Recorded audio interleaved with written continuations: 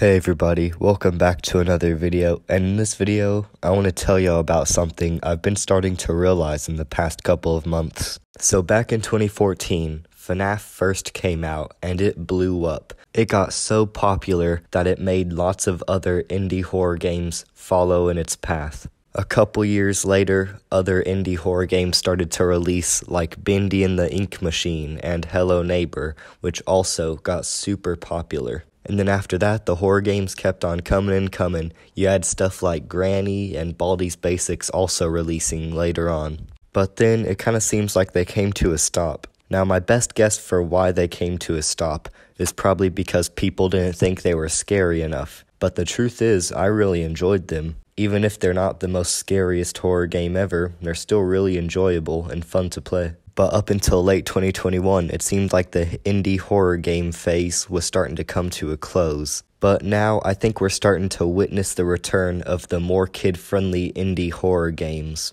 Why is that, you may ask? Well, the first obvious reason is FNAF Security Breach, which is kind of funny because I never considered the first FNAF to be one of the kid-friendly indie horror games. I think that FNAF paved the road for the rest of those indie horror games to follow. But even once all those other kid-friendly horror games started to release, FNAF was still kind of doing its own thing with its own lore, not really paying too much attention to all those other games. But it looks like history repeats itself. Because even if the new FNAF game is a lot more kid-friendly than the first, it did seem to make lots of indie horror games rise back up from the grave. Well, it might have been more of a combination of FNAF Security Breach and Poppy Playtime that made all those other indie horror games rise back again, but nonetheless, I'm just glad they're back. But you might be kind of confused on what I mean by the indie horror games are back, because I'm not talking about the original old games. Instead,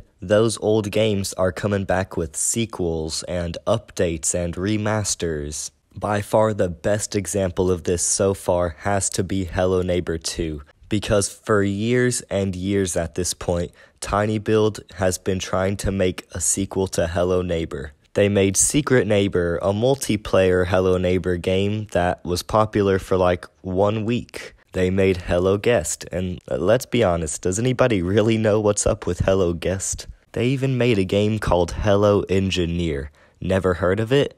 Exactly. I'm pretty sure only like 2 people have ever played that game. So as you can see, for the past couple of years, Hello Neighbor has been absolutely failing to make a good sequel, but then they finally have the brains to actually make a game called Hello Neighbor 2, and it looks pretty promising actually. A couple of YouTubers have already played the beta version of it, and it's gonna release in December. And it is definitely tinyBuild's best idea for a Hello Neighbor sequel yet. Instead of having to explore just one house, which is your neighbor's house, instead you get to explore and find secrets throughout the entire neighborhood. And another bonus about this sequel is that the puzzles actually look like they make sense. In the first Hello Neighbor game, after a couple of alphas, it got to the point where it's impossible to beat the game without a YouTube guide, just because of how random and unclear the puzzles were. But the puzzles for this sequel actually make sense. So that is definitely another indie horror game that I'm super excited about, and I will definitely be getting it on the Xbox Game Pass once it comes out. But there is more than just Hello Neighbor that's returning back from the dead. Any of y'all remember a little game called Baldi's Basics? Baldi's Basics is one of the more unique indie horror games, especially with its art style.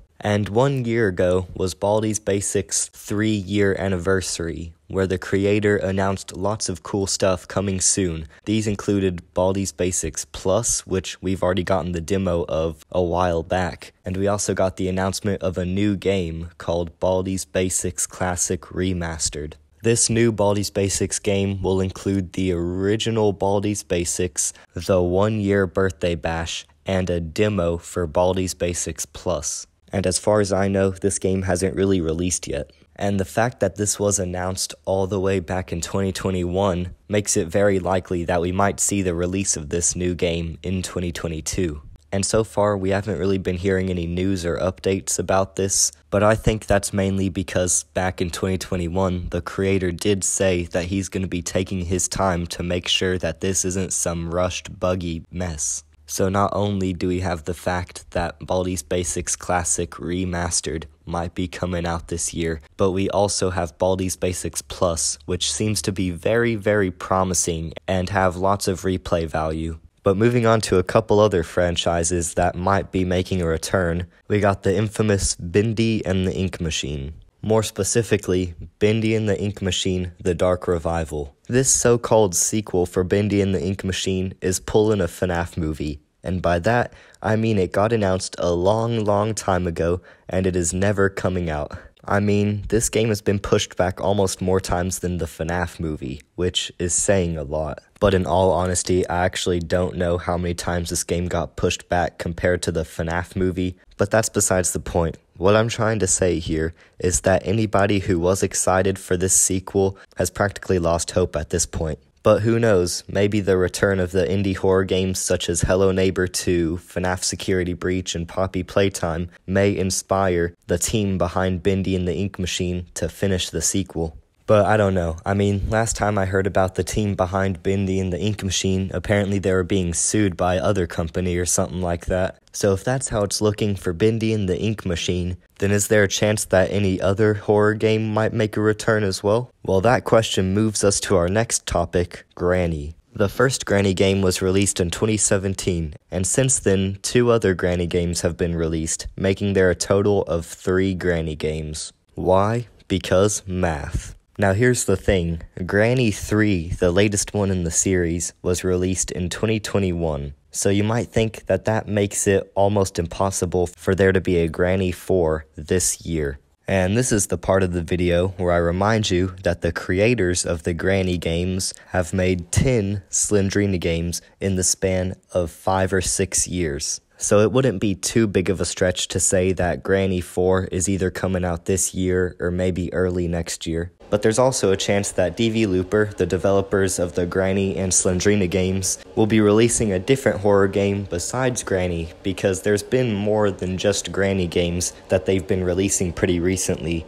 A while back, they made a horror game called The Twins. This horror game also consisted of the same gameplay style as the Granny games, and I'm pretty sure there's also an option to add Granny and Grandpa as villains in that game as well. So who knows, maybe DV Looper's next game consists of a Grandpa game instead of Granny. But at the end of the day, that's just speculation. And the truth is, it's just really cool to see what games are making a comeback this year, and possibly even next year as well. Now, I know a lot of people don't like these new indie horror games popping up all the time, and the main reason people don't like the indie horror game comeback is that most of them are pretty colorful, kind of taking away a bit of the scare factor. All of them try to have some deep lore like FNAF that all seem to kind of be inspired off of each other. And the gameplay for most of them just consists of lots of puzzles and trial and error. And to the people who are really hating on all of that, I just want to let you know that your opinion is not a fact. People are allowed to have different opinions than you,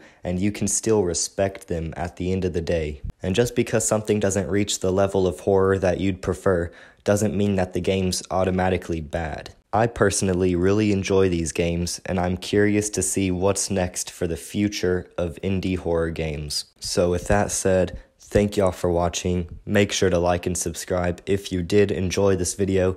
Comment down below what your favorite indie horror game is, if you even have one.